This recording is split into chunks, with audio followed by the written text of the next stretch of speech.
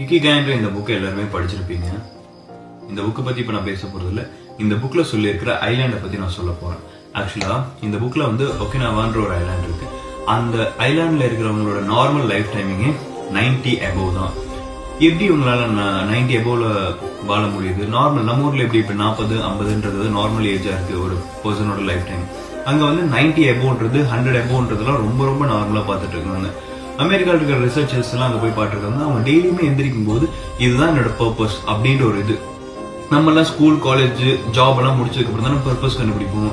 அவங்களுக்கு பிறந்ததுல இருந்து இதுதான் பர்பஸ், இதுக்காக தான் நான் எந்திரிக்கிறேன் அப்படின்னு சொல்லி இது பண்றாங்க. இதனால எப்படின்னு பாத்துட்டீங்கன்னா அவங்களுக்கு லைஃப்ல ரிட்டையர்மெண்ட்டே தேவையில்லையாமா.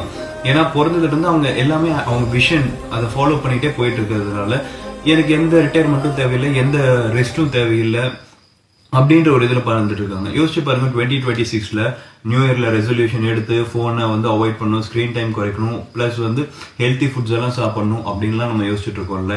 கூடவே இவ்வளோ இருந்து அவங்க இந்த மாதிரி டெக்னாலஜிஸ் எதுவுமே இல்லாம இப்படி ஒரு லைஃப் லீட் பண்ணிட்டு இருக்காங்க ஜப்பான்ல.